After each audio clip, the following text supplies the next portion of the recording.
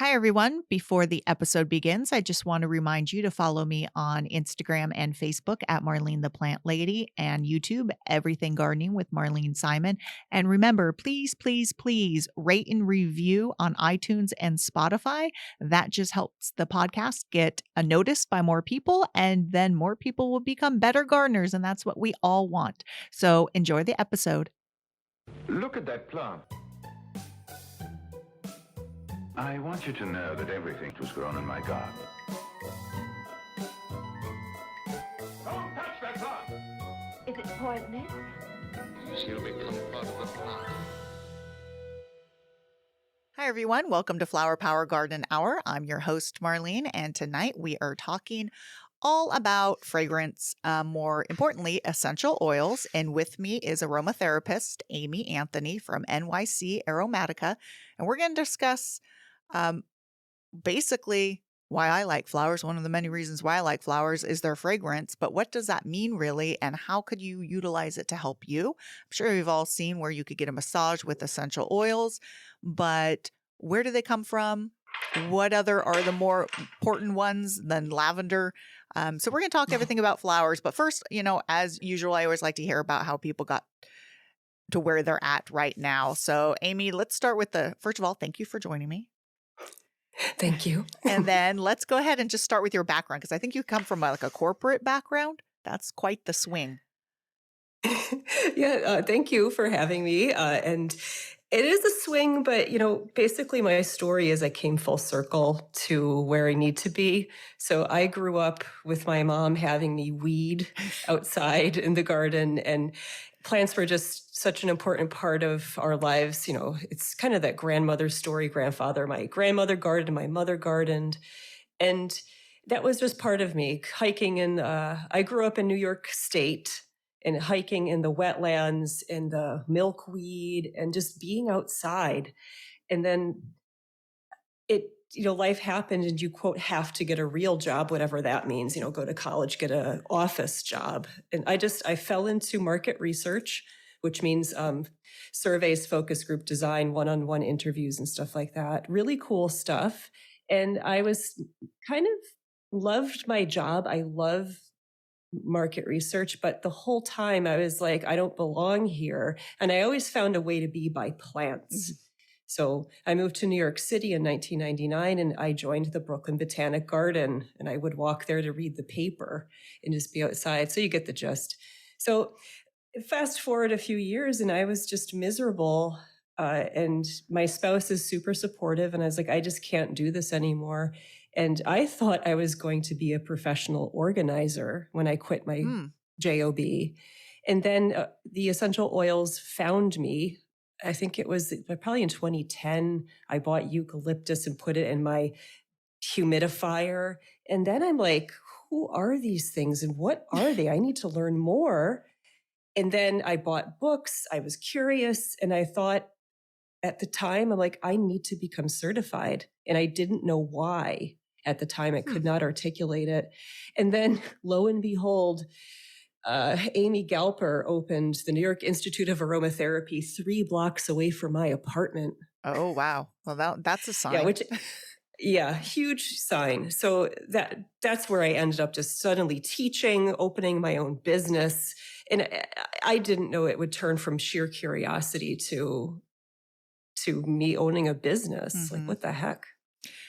Had you used essential oils, or did you grow up? I mean, everyone used lotion and fragrance, so you read the back and it's like calendula oil. And so probably without even realizing, but was that something that you went to going, oh, I'm a little stressed, let me go ahead and, put this lavender oil on me? Or was it not until the eucalyptus? Thanks for asking that. No one has ever asked me that. I've always was fascinated by herbs. And when I was a teenager, I planted my first herb garden when I was like 14 years old. So it was just the plants and my need to be with the plants. So that like eucalyptus oil I bought, I think from Whole Foods, I don't remember. It was just like, oh, eucalyptus respiratory support. Let's learn more. It was... It was really herbs is my start and love of plants. But if you think about herbs, I mean, they're full of essential oils and fragrance. So obviously there's a Yes. component with you where fragrance, sort of like with me, is, we're drawn to it because it elicits emotions or memories, or without even realizing it, you're sort of drawn to it. It's like you're probably one of those people that when you go up to a plant, you grab a leaf and you crush it and smell it, and you don't even realize how much you do with, a plant. For me, I'm like, oh, I just squished that leaf. Whoops, did anyone think, so it's just something I do. So I'm guessing it's the same with you. Yeah, in a sense. And it's that love of the plants and being with it and being really curious. And, honestly, that my message of being on podcasts, like, great, I'm so grateful to share my word, is the essential oils. I could not articulate this until a few years after my studies. They were a way for me to connect with nature when I could not. Okay. And I live in Manhattan, New York, right? It's like, Yeah. it's a pretty interesting environment. Part of the devoid of a lot of nature. Yeah, yeah. So what exactly I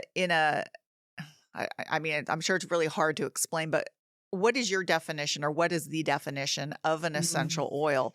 And of course, they've been around as long as plants, but how long have humans been utilizing them? Yeah, it's really deep questions you're asking. Yes. So I could give you a rough textbook definition of that's fine. essential oils. Uh-huh. And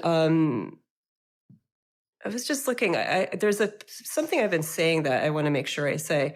So they are artificially concentrated substances obtained through distilling specific aromatic plants. And these substances we obtain are very volatile, very mobile, and they're very lipid loving.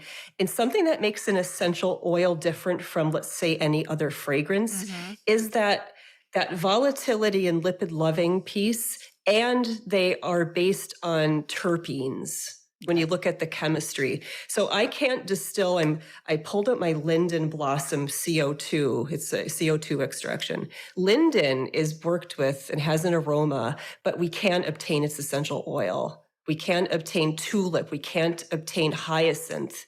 And those chemicals just can't withstand the distillation process. They don't have the terpene backbone.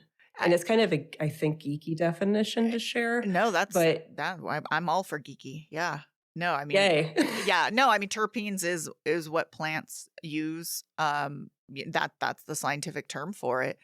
It's funny that you mentioned because this is one of my questions too, was, does a flower, when it has a fragrance, does that always equate oil? And I learned this the hard way last year, and I should know this, but it just goes to show you that, I'm still learning about plants. Everyone, if they say they know everything about plants, they don't. They're liars. I love sweet peas. Sweet peas smell so good. And I know they're not a high oil plant, but I figured I would get something out of it. Something. Nothing out of sweet peas. So that's another one. Am I correct that the sweet peas don't have the terpenes in it? Yeah, I would guess we could try to do an analysis on that. But the thing that I don't want to go too far down the rabbit hole, but a lot of these sweet smells are in the ester family, and esters really readily degrade during the distillation process. So there's just a unique, different chemistry. So I'd be interested to see the chemical makeup of sweet pea when it's in the plant. But yeah, it's just you have to have that terpene, oil-loving, I'm pausing because you have to be carbons of like 10 or 15 carbons. And after that, it's not going to happen. So there's a lot that goes on. Yeah. Thinking about solubility, boiling point, and stuff like that. But yes, so just because it has a gorgeous aroma doesn't mean you can get an essential oil. Yes. So I think that's good for people to realize, because they may be wondering why, you go and you see a wall of essential oils. Well, I love this fragrance. Why isn't it there? So it doesn't equate necessarily. So I'm glad we got that. I learned the hard way harvesting every single one of my sweet pea flowers. It was, but I love when we do that kind of stuff, because we'll never forget that experience. No, we won't. And then I thought at least some of like the remnants, I won't go too far into hydrosols right now because I want you to explain what that is later. But, I thought, okay, at least some of this water coming off of it will smell good. Nope, it smelled like a green compost bin. So Ah. yeah, it was a fail, but that's okay. That's how we learn. So Mhm. so in a nutshell, that's what essential oils are, and the reason why plants make them is, we always want to know what can plants do for us, why they're there, but the whole point of these fragrances and plants are what? Yeah, it's a great question. Simplistically, I'd like to say plants produce these secondary metabolites to be protective. So they help with their immunity. And this is why we work with them too. They're generally antimicrobial.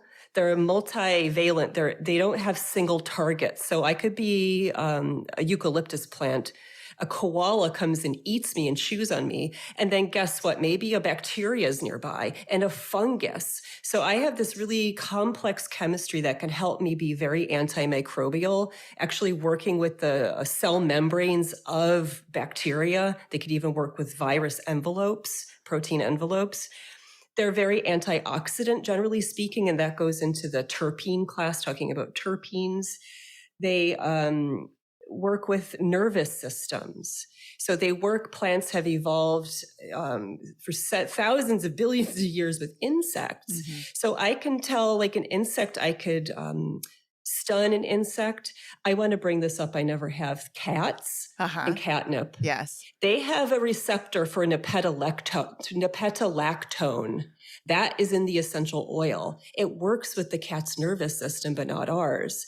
But there's this work with the nervous system to make you a little sleepy or make you a little more awake and to work with your neurochemistry that way. And that works with the insects as well. So like you bite my leaf, maybe you're impacted that way. Maybe you smell me from far away and say, come hither, or you're a repellent. Like it's a pretty well-known fact that rats hate peppermint. And that's why we have trash bags that are infused with synthetic it's synthetic peppermint or menthol.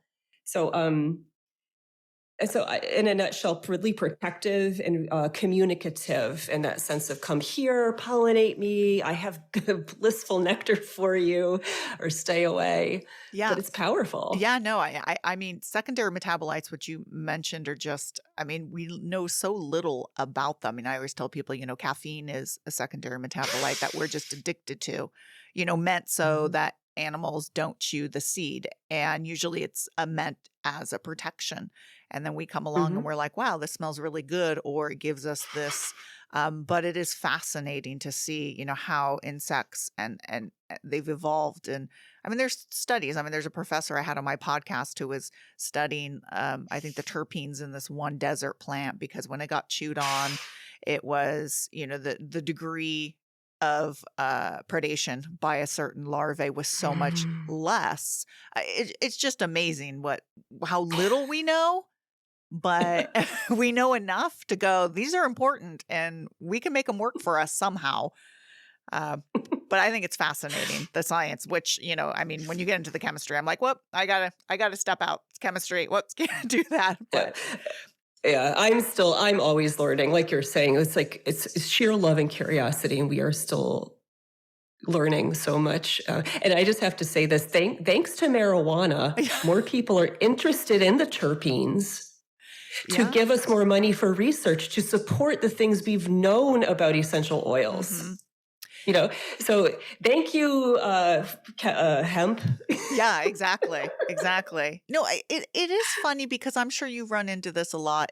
I didn't really want to focus on this too much because it's, it's a negative and I don't like focusing on negative, but it is funny how people say, oh, essential oils, and all of a sudden they're like, oh, that's, snake oil.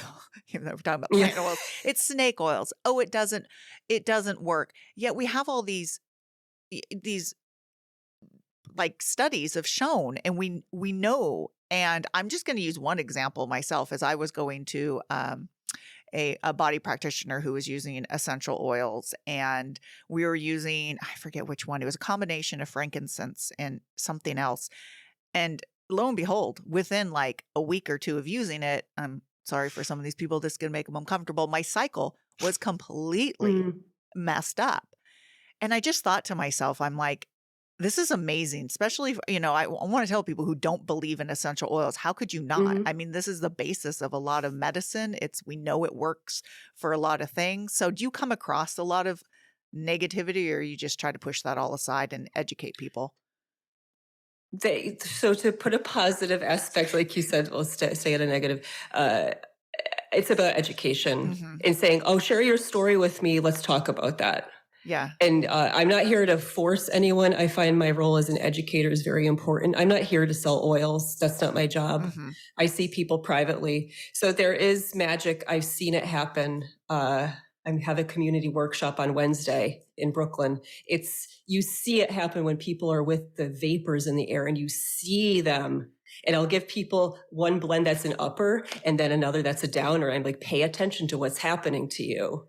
And Wow. people are surprised. Wow. Yeah, Uh, because it works pretty fast. I mean, I was surprised. I mean, here it was a topical oil, but we know things Mhm. obviously get absorbed through the skin. Um, Yeah. w- w- so what are some of the more common oils you work with, and what do you use them for? I know you even stress is a big one people like, but in your notes it's ADHD, which could be Mhm. part of stress.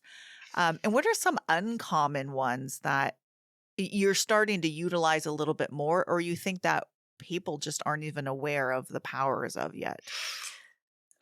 That's a huge, lovely question. Like just today, I was sitting in my office with an artist. We were for 2 hours smelling oils. Mm. And, I like to joke that there are the gateway drugs of aromatherapy. Uh-huh. And these are the ones people see at, let's say, Whole Foods or at a health food store.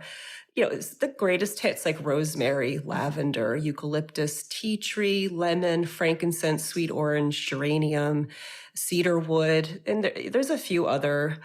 Um, but those all have their place. And I think Valerie Ann Warwood, who's a very, very important aromatherapist, especially in the 1990s, she wrote a whole book on like basically working with, I think it was 3 to 5 oils. Mm. The Hmm. rosemary, the eucalyptus, the lavender. I have to look up the book. I could send you an email. But it just shows you don't have to work with a lot of oils. You can stick with having 5 in your medicine cabinet and turning to them when needed. Hmm. So I do want to stress that. Another thing I want to share that is important to me as I age and grow to my death, I want to learn about local aromatic plants. So Mhm. that's part of my journey. But I want to answer your question. So, like stress, and that's something we focus on as aromatherapists because we can't diagnose or treat or make medical claims. So, we Yeah. always often start with the stress response. It's safe, we could do that. And honestly, it depends on the individual. So, Mhm. someone could present to me, and maybe all those oils that I just read out loud don't resonate with that person and their situation. Um, but let's say someone came to me and they're talking about stress, maybe presenting with ADHD. Maybe they're on this, and I would say always look for something that's calming and centering. And one of the first that comes to mind, you don't want to go to sleep, right? But Yeah. maybe vetiver. Yeah. We Yeah. already mentioned cedarwood, but cedarwood, and there is Cedrus deodora, Cedrus atlantica, and then cedarwood here in the United States, which is really Juniperus virginiana. Very nice. I would say go to palmarosa, which is Yeah. related to lemongrass and vetiver. Mhm. Rose could be very nice to center because when you have ADHD, you want to focus, but you don't maybe want to go to peppermint, which Yeah. I find is like drinking champagne sometimes. It's so effervescent. It's crazy. Yeah. No, I could see it could almost be distracting on itself and not Yeah. calming. Yes. Yeah. Yeah, you want to be subtle and gentle. And the rose, a really good rose could be that way. Palmarosa could be really nice. Like I Mhm. said, the vetiver. And honestly, if this is new to some folks and these are a bit too foreign to you, you could always turn to the citruses. with children, with elderly. Most people will smell like yuzu. Oh my gosh, love affair. Sweet orange, lemon, mandarin, red mandarin. It's like a hug. Like you could just go to those and you smile generally, unless you have a bad association. Yeah, that one I haven't heard. I haven't heard of red mandarin. That's interesting. So, Yeah, Citrus reticulata. Okay. Okay. It's so sweet. Yeah. Yeah. I definitely, and when you're talking about you spent like 2 hours smelling oils, and it's so funny. I never asked my practitioner this once, but every time I went in, we would sit, and that would be the first thing we would do. Would smell, and some of my reactions would just be, I'm a very like, I don't know, a very expressionful person anyway. So I'm like, oh, that's gross. And she's like, okay. But and the whole time I never asked her. We had to stop because of COVID, and then she retired. It was so sad. But she's like, okay, then no. And I always wanted to know, is that my body like saying I don't need that, I don't want that, or you just don't want to put a smell someone isn't in tuned with on their body? That to me was always a question. It's like, well, because she was using it as, okay, let's try to get this going in your body, and let's try to put this on your pressure points here. But in my mind, it was almost like, well, that's not what my body wants. It wants this, that, and the other thing. Or is it just a pure like, oh, I don't like that smell? Ugh. I'm a fan of the latter. So Okay. there's a cultural aspect that I think we need to talk about as aromatherapists. That so your practitioner was awesome. I'm sorry that she retired. It sounds like you had a great practitioner, but you want to respect the individual and their likes and dislikes. Okay. And if you're just like, that's disgusting, that reminds me of a bad experience, or just something gross, or that's really foreign to me and it's so new. Yeah. Or subconsciously, it's maybe reminds you of something that you don't know. Yeah. So you just want to stay away from that. So the practitioner, like your practitioner did, respects the individual. And then within that context, like today, this lovely artist I'm getting to know, this person spelled Nagarmatha, which is from India. It's a sedge, and it has a unique smell. And a lot of people smell this and they're like, ugh. Yeah. And this individual is from that part of the world, generally. And they're like, oh, Nagarmatha. Oh, wow. So there's culture, what your culture tells you to like and dislike what's around you. Yeah. So I'm just pausing because I've heard some people say like, if you don't like it, that means you need it. Or if you don't like it, don't go there. I gave you my response, which I believe in that. Yeah. Shared. Okay. Yeah. And I just wasn't quite sure but obviously she wasn't going to put something on that. I can't remember for the life of me what it was. A pretty popular one to me. It smelled like peanut butter, which you think is good, but it's not what I equated the name of the plant, knowing the plant, how.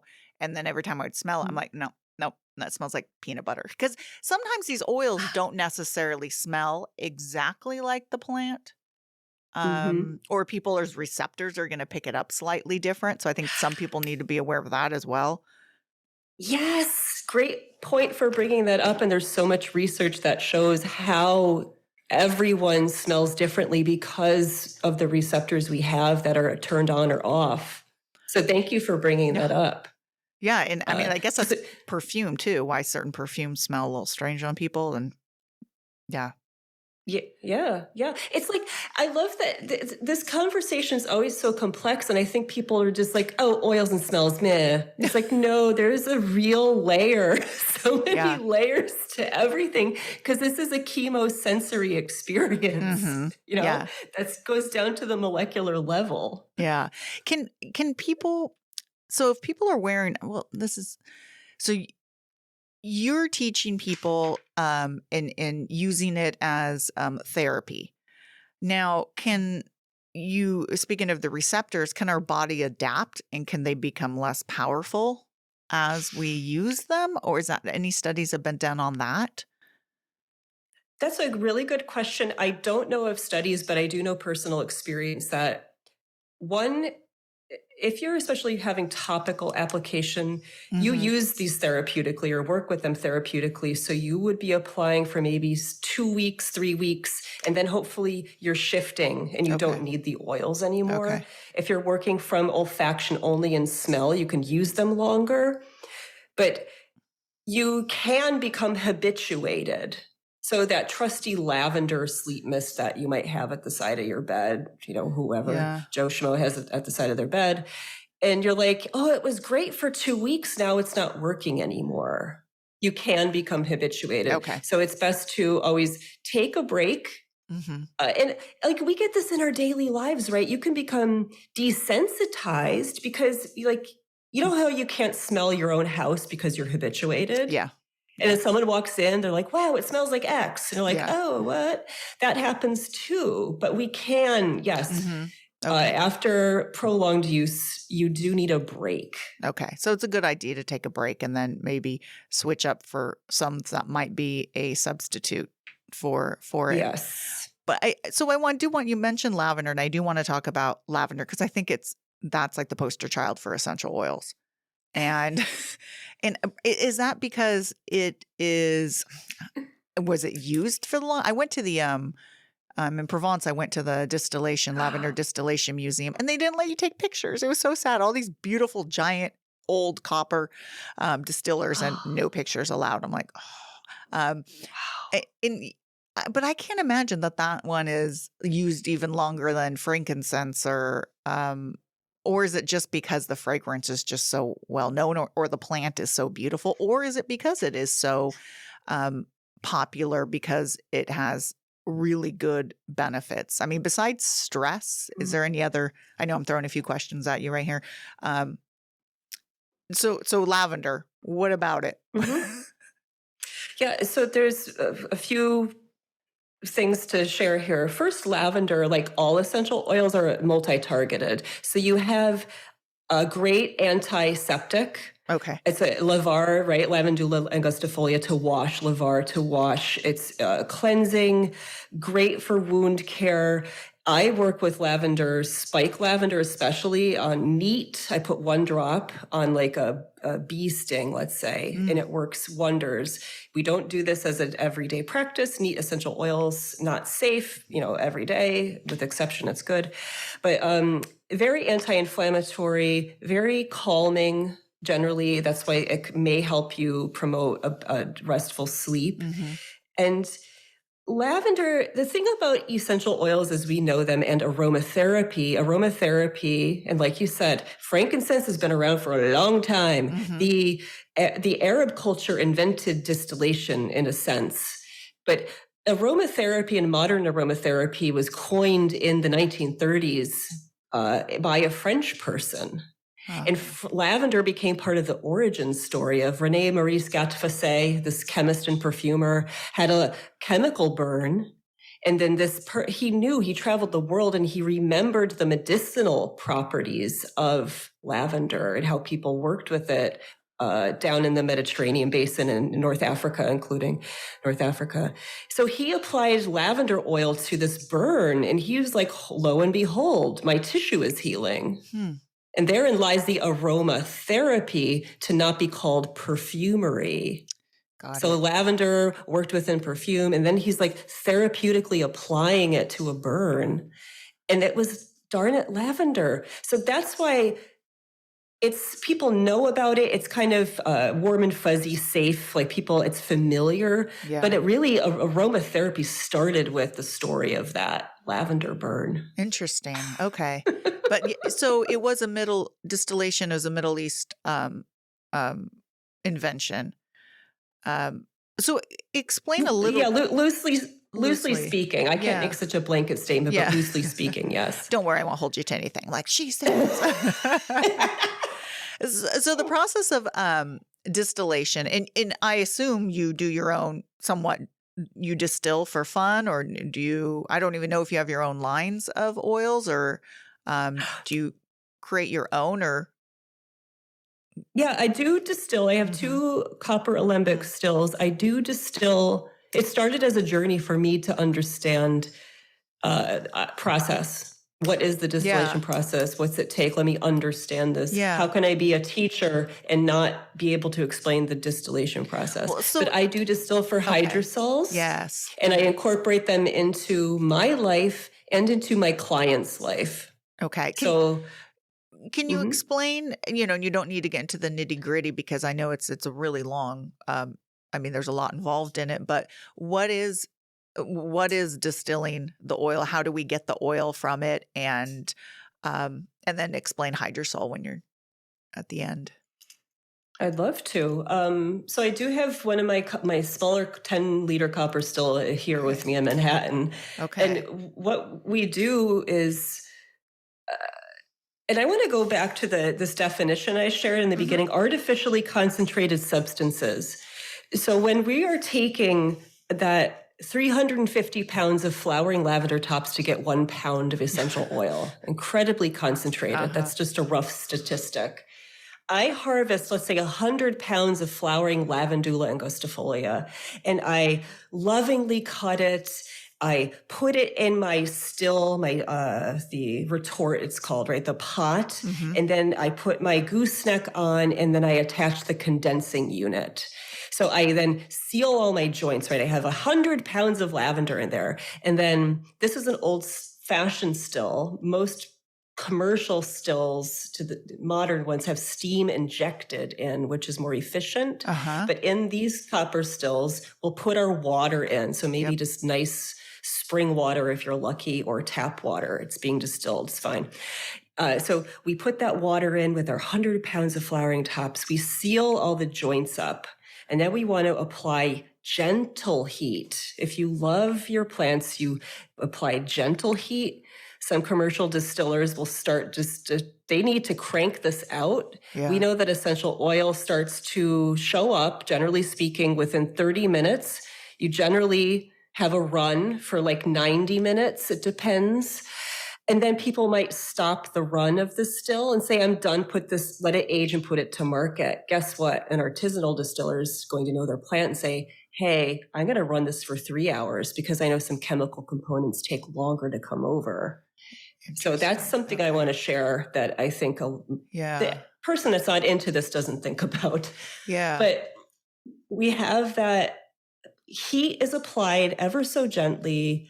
And then joints are sealed up so no air escapes. And then the heat goes and steam is created, and the most volatile components will want to go and over on the steam and go to the condensing unit. So all that is that the steam's going through a little coil, and bathing that coil is a cold water bath to shock the essential oil and separate it from the forever changed water, which is called the hydrosol. And it's called distill. Distillar, I believe from the Latin, means drip, drip, drip, in a sense. a few questions I have just for my own personal knowledge. Do you use a flour paste to seal up the joints? Okay. I do. I use rye paste, and then I sometimes eat it, and then I compost it. Okay. It's our last round of distilling. We couldn't get one seal. Like, we didn't squeeze it down, and everything was in there. We were just making so much paste. It was such a mess. And then the first time we did it, we didn't have enough ice to cool. So we were like, quick, we need more ice. So we were like, it is more than a one-person job, I feel. I feel you almost need at least two, maybe you way more experience. But to me and my friend, it's almost like this mad dash of, oh my gosh, no, quick, more. But that's okay. So, but that's how it works. But then the siphoning off, the separating of the oil, that's hard. It is hard. And in all honesty, I generally only harvest 1 pound to maybe 5 pounds of plant material. Okay. And I don't even distill to obtain the oil because that's not my goal. There's professional, there's larger scale. I love the beauty of the hydrosol and the gentle therapy of hydrosols. And I want to just share this. I think your audience might find this interesting. that a lot of historically people were distilling for the hydrosol. There is documentation for that. People really weren't noticing or caring about essential oils until roughly the 1500s. Oh, interesting. And then, and my understanding is hydrosols were in the U.S. pharmacopoeia up until last century. And excuse me, it's around the 1800s with the Age of Enlightenment, especially deep into the Age of Enlightenment and the advent of modern chemistry, that people were able to start analyzing these essential oils and really getting into that. So the essential oils as we think of them today, they weren't such product, like they are today. So that wasn't the end goal. They just sort of happened to notice that those were occurring. Yeah. So and understanding that the volatiles are there and they're important, but they weren't, like you said, the end all. Yeah. Yeah. So hydrosol, explain what that is and how you use it in your practice. Yeah. I have such a love affair. So I did describe how you have, and there's videos, you can go to YouTube and see. I have videos on my website of my still. And by the way, I broke down and bought a cooling condensing like air conditioner unit to cool my water. I know I'm taking energy, but I'm sick of wasting the water. So I invested in a refrigerant unit to cool my condensing water. That makes sense because that it is amazing how fast it heats up and how you got to just keep cooling it. Else it stops. I mean, the whole thing just stops. The process stops. So I really put a lot of time and thought into it after a few years. So I just wanted to share that. No, okay. But the hydrosols, they are that forever changed water that comes over the gooseneck and the condenser, the condenser's there, the cold water shocks the essential oil out. So it generally floats on top. And then there's the forever changed water, keeping in mind there's still plant material left behind in the pot. There's still water left behind if you're lucky and wise. Yeah. But the hydrosol takes the essential oil chemistry is about hydrogens, carbons, and oxygen.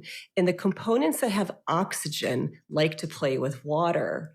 So if you were to take like lemon balm, which is an expensive essential oil, one reason is it really likes to give itself over to water. So you could have these hydrosols that are they're perfume. You can call them perfumed waters, but they're medicinal, therapeutic waters that are the yin part of the yang. Like essential oils are yang and concentrated and generally heating and activating, generally speaking. And you have the more diluted chemistry in the hydrosol. And there is, I don't know her personally, but to give a shout out to Ann Harmon in I think Washington or Oregon State.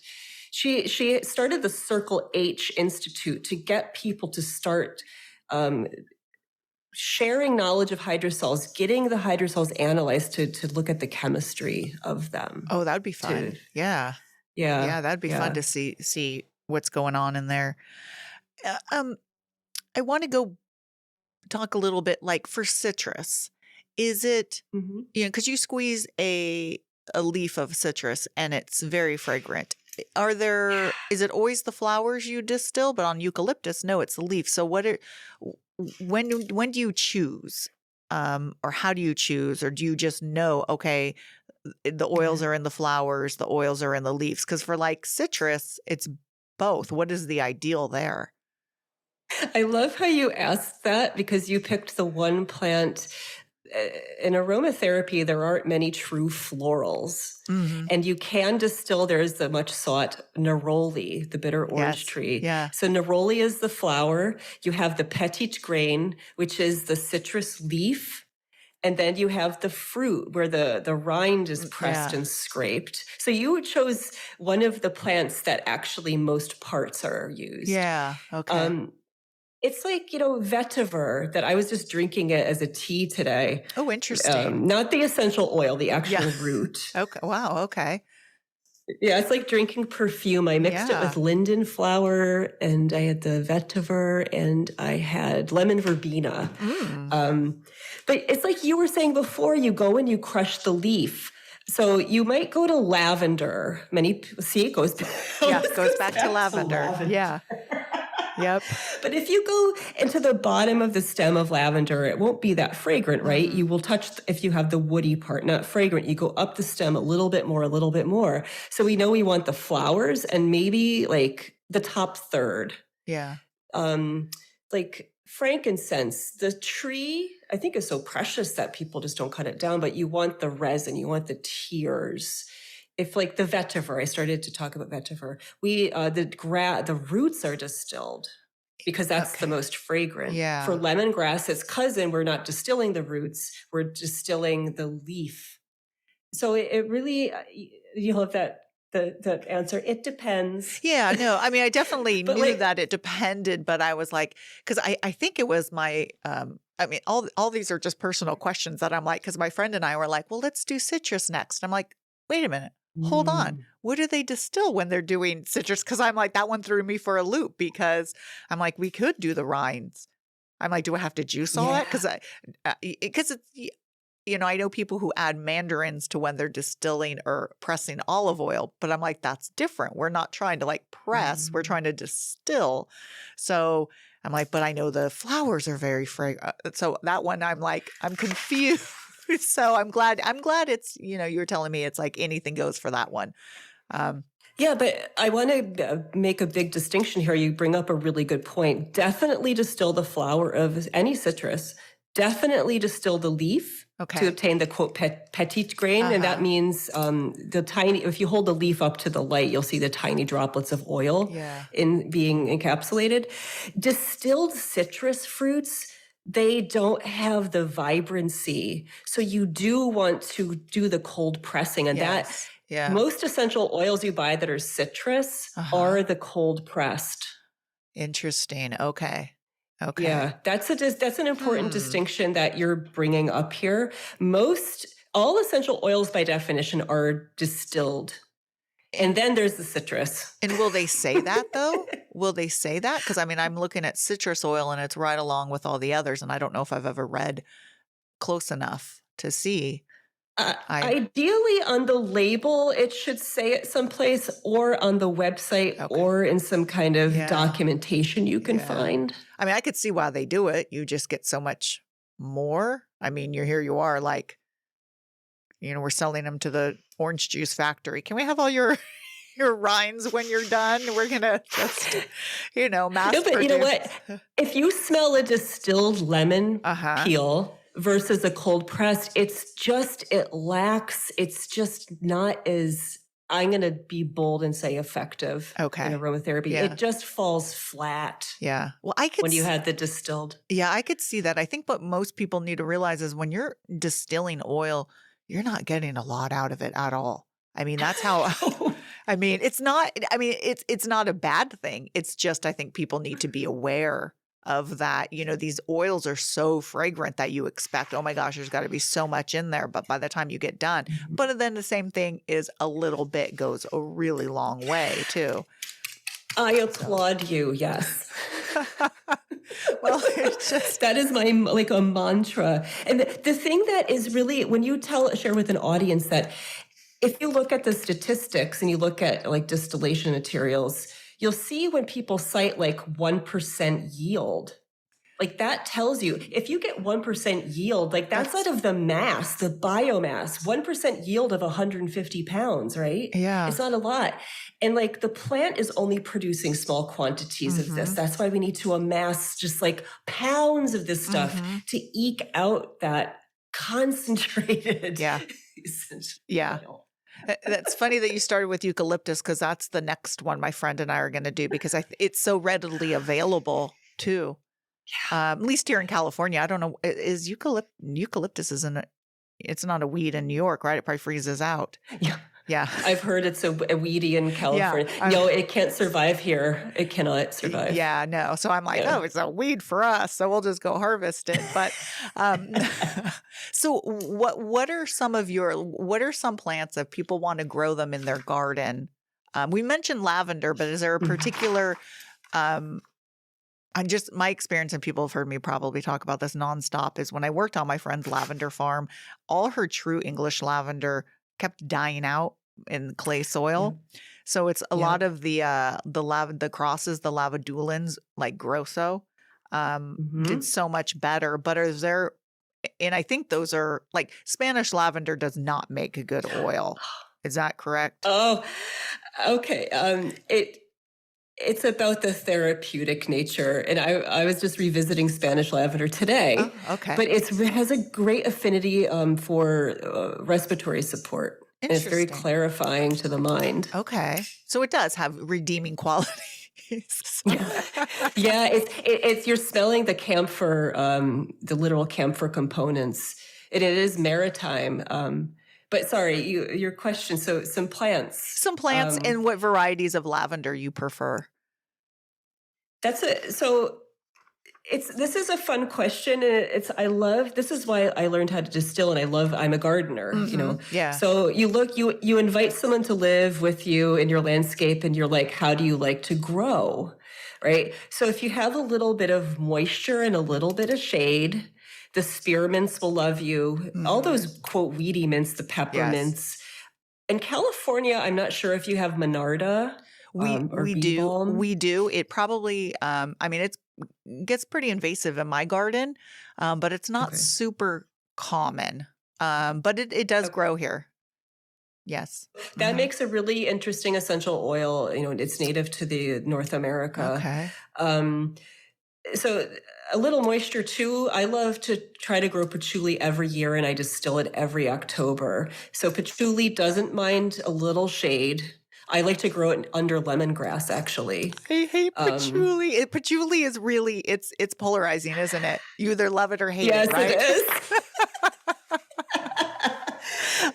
I would introduce you the next time you're in New York. You can come to my office and smell like the 6 patchoulis I have. Okay. I got this one oil blend in her perfume, and I got the telltale end of patchouli, and I'm like, nope, can't have it. I'm like, and sure enough, it was in it. But okay. If you could convince me, but I think that it's just so funny that it's very polarizing. Love it or you hate it. Yeah. See, and that goes back to our initial earlier on, when it's like, if you say I hate it, I'm going to say, guess what? We're putting it aside.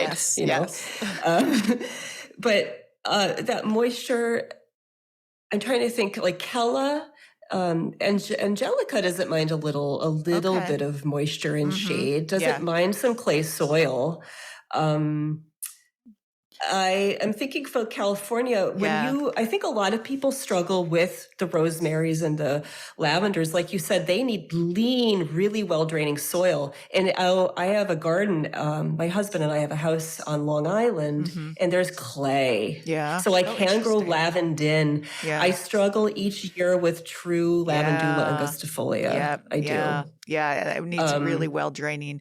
I'm surprised. I figured there'd be more sand on Long Island, but we do grow rosemary. Rosemary here tolerates clay soils. It's fine.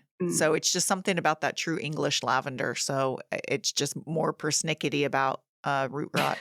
But I always recommend Grosso because I think it's a beautiful one. It is. And I was thinking of this, like good drainage, and you probably have these, right? Yarrow becomes weedy. It gets super happy. Lots of good drainage, full sun. Doesn't mind shade either. Doesn't mind clay soil. Lemon balm, you can't get rid of her once she's in your garden. Yeah. Can we the yarrow? I never think about yarrow with oils. Is it the flowers or is it the whole leaf and flowers and everything? You would take. Good question. It's the top third, but it is the flower. Okay. You want to get the top umbel. Yeah, you sort of need it to be weedy to get enough to distill it. And it's a gorgeous blue oil. Oh, really? Ooh, Yeah. that sounds pretty. Yeah, really great, really potent anti-inflammatory. Mhm. It's really lovely. Yeah, I know the California native one, the white one, um, was used for a lot of Native Americans medicinally. So I'm sure it's the oils in it. So interesting. I just never, for some reason, I Mhm. think mainly because it's like not as potent as some of the other. Um, like we have a lot of native salvias, like black sage, and I Yeah. mean you could just see the Oh. oils oozing out of that. You walk by and you brush it, and it's just so potent that it's like whoa, yeah. So, Well, yeah, and that like clary sage is a hmm gorgeous one to grow that really thrives in the dry yeah, heat. yeah, Uh, Chamomile's weedy and hmm lovely once you plant German chamomile. I find Roman chamomile, you might want to give that more shade. It likes it a bit cooler. It uh-huh, doesn't mind clay though. yeah. Um, like I mentioned lemongrass because I grow that every year. It dies because I'm in zone 7B. Oh, okay. Yeah, we're Um, 9B. So yeah. yeah, it's the camphor tree, and the reason I mention it is um, we have two cinnamomum camphora. We have two giant trees Oh, at work, and when the leaves fall, it's evergreen, but the leaves shed, and the flowers smell absolutely amazing. But then when the flowers fall down, and I park my car and I run over it, it's like the best. It's like I get out of my car, and it's like, oh, that smells so good. We did have one student, we had to track down her rash, and turns out every time we had her sweep up where there were some, she just started breaking out in it. So, mm. but that one, is it the flowers or the leaves? Do you know? Because So both that's a smells good question. Cinnamomum camphora. I've never experienced the flower. We okay. don't see that as an essential oil. We No? do see Okay. it as a leaf, Okay. and we Yeah. see it as the wood. The Mm. wood is distilled as Mhm. well. Okay, that's what I was wondering. So when you distill wood, do you just take off like shavings? Yeah, it's you pulverize it. You could put it in a shredder. You want Okay. to create a powder if you can, but you want to increase that surface area Interesting. Hmm. and That could be be fun. really mean to it, you know? Yeah, yeah. Don't chop your neighbor's trees. Don't do, rogue pruning on your neighbor's trees if you want something. None of this you should. Just like, oh, that tree needed to come down. No, it didn't. Well, oh well. Does now. Oh man. Except for eucalyptus, but we actually lost a lot of eucalyptus on campus due to the winds we had this past winter, but that's Mhm. fine. They're very weak limbed. Yeah. Um, so, and it's okay to combine essential oils. Do you ever combine oils to like mix up your own for like, okay, this is what we're going to hit here. We're going to, um, and can people do that? I mean, I imagine people could do whatever they Yeah. want, but if they're trying to get the full benefits out of it, I wouldn't want ones canceling each other out. Like you said, peppermint with lavender may not be the best. That's a really cool question. And yes, as professional aromatherapists, I was blending today. I could Mm, share with you the mm, blend, but excuse me, lavender and peppermint blend very nicely together for aches and pains. okay. So it's Yeah. like what Yeah. I'm standing on my training when I say this, and I really respect my training. What is the intention? Uh-huh. How is the person, or what is your intention? What are we looking to achieve? Okay. Is it Yeah. muscle pain? Is it arthritis? Is it a respiratory condition? Is it working with a person with dementia in a nursing home? And you want, so what's the goal? And then you blend towards that. So if it comes to be that you want to blend lavender and peppermint for pain, go for it. Yeah. But you don't want that as you go to bed, hoping to help sleep. Mm-hmm.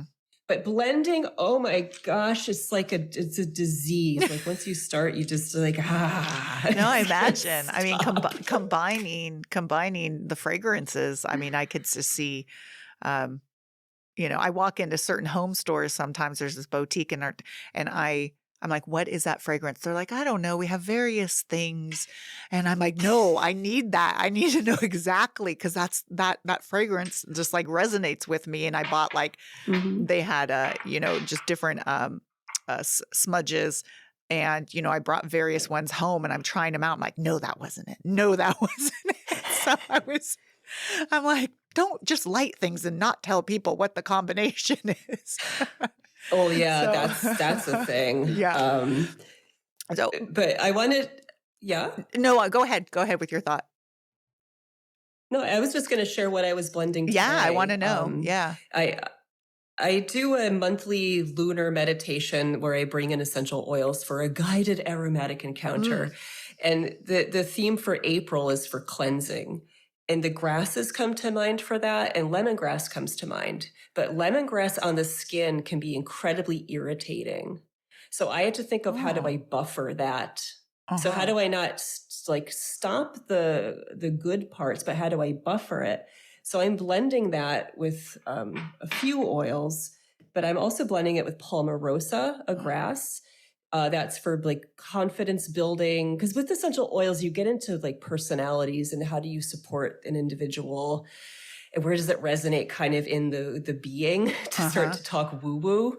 But lemongrass is cleansing and palmarosa can balance that out with its chemistry. But lemongrass is a mover, a motivator. And palmarosa, when you smell it and sit with it, I feel it really resonates with supporting the ability to be yourself and to support confidence. And then I also was blending with amyris, which is a wood, it's a citrus, for a balsamic actually feeling on the skin and to round out the aroma profile.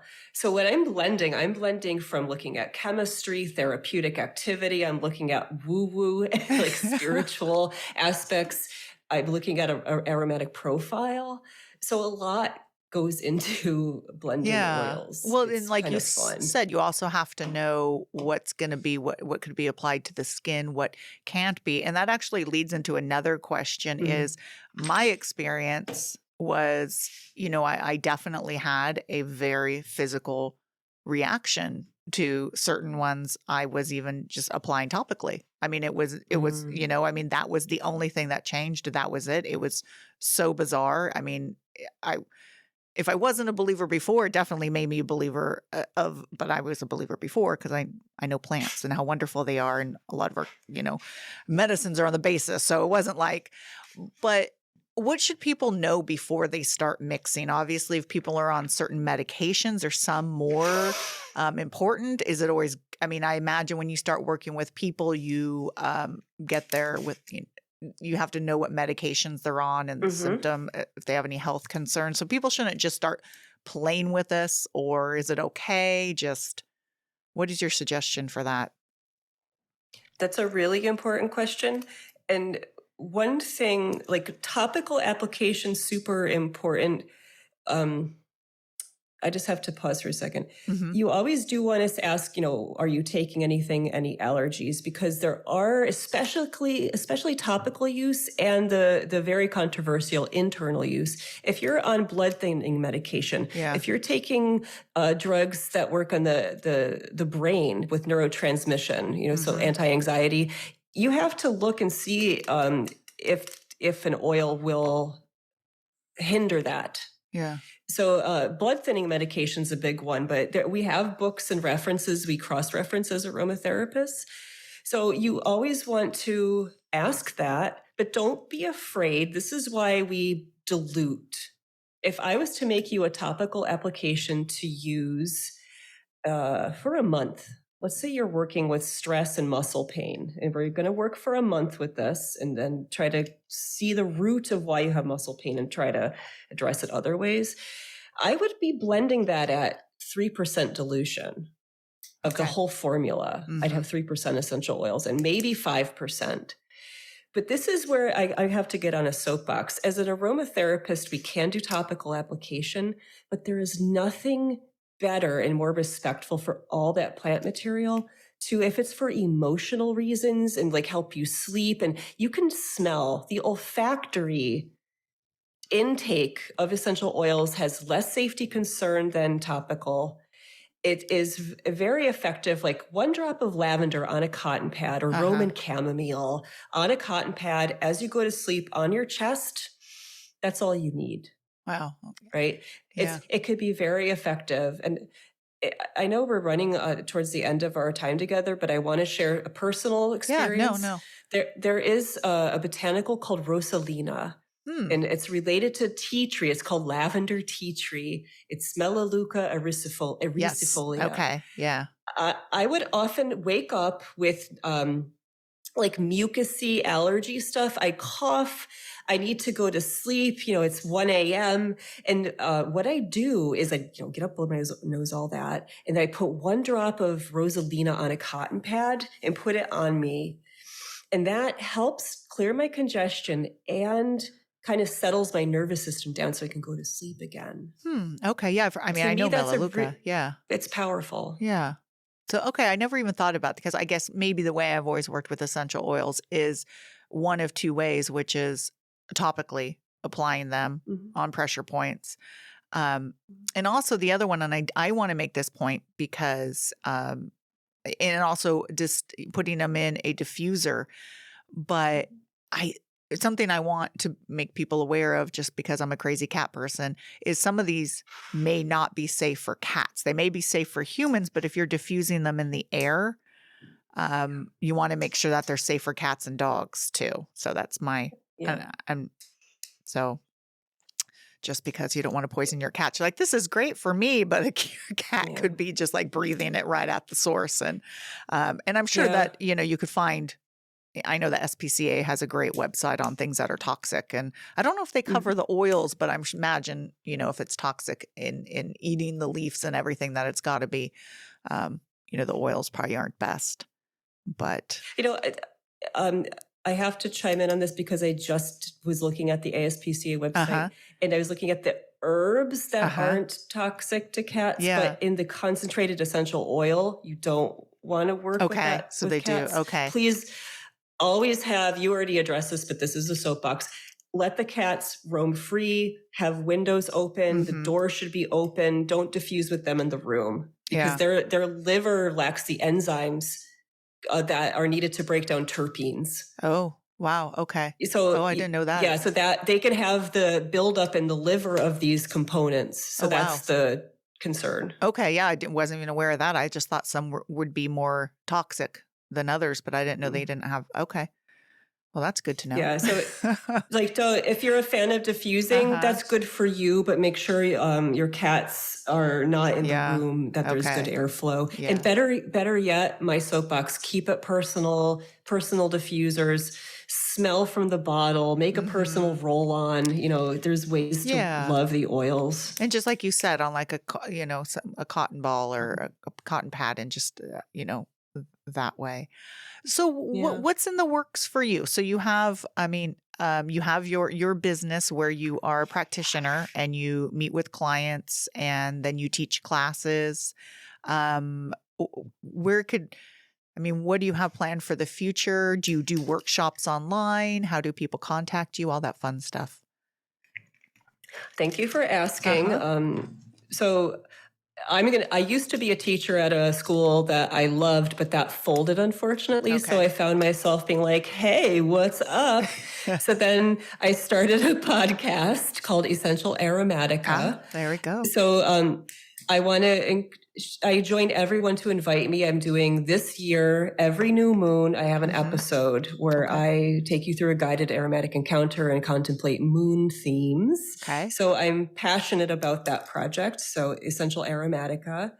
And I just love this. I love educating. I only see people in person because I want the individual to smell the oils with me, like for reasons so we've important. talked. Yes. But my website, nycaromatica.com. If you want to take a free class on how to diffuse oils, learn how to make an aromatic spritzer, I have a bunch of online classes that are all video based. And then geek out with me. I have plant talk videos where I'm in the garden. I share essential oil ideas with you. You get to see the plant. I write articles. I just can't stop doing this stuff. And you even taught at the New York Botanic Gardens. Is that correct? Yeah, I did. I taught some herbal classes, some candle making classes. Actually, I covered a class for a container gardening and planting. It's pretty wild. Yeah. See, anything goes when you're talking about plants and fragrance. So see, it's like, because that's like, it's, my mom's one of the people who are like, oh, can you eat that plant? What's that plant? Is that plant edible? So I think other people are like, well, what does that plant do? Is that plant fragrant?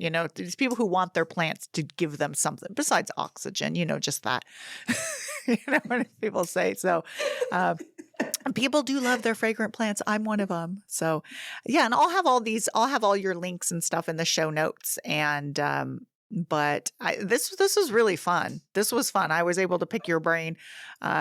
Because a lot of this stuff, it's what I'm slowly. My friend's the one who's way into distilling, and she wanted a copper one because she loves copper. So, we got a copper and distiller, and we're doing it together. And she sort of pushes me on it because it's it does take some planning, forethought to gather all the plants and the time. And there's there's the learning of that. I should know that sweet peas don't have oil. It's fun though, but it is a time commitment. When I joke about this, but it's true. I know clary sage here. I want to distill that around July 4th. I don't make plans. I'm like, guess what? I need 4 days. I need to plan harvest. Yeah. I let it macerate for overnight or 24 hours. I'm by my still. It's a commitment. Wow, we didn't even talk about prepping the foliage before you distill. Now I'm like, okay, I gotta look at your videos. I'm like, we're doing this wrong. No, you're doing it right. For the hydrosols, I intuitively am like, I want to macerate the plant material because I want the water to absorb as much as I can. Yeah, that's to right. then go into the steam for hydrosol. That's true. You're after the hydrosol, yes. Good. See, we're after different. Yeah. I won't care. I just want something that smells good that comes out. That's what I'm like. Ooh, this smells good. Yay. So I love it. This has been great. I'll have all these show notes, and then hopefully people get into it, at least be more appreciative of, and start dropping the word terpenes at parties now. They'll be like, hey, yeah. Marlene, this has been a blast. Thank you for having me. Yeah. Until next time, everyone, happy gardening.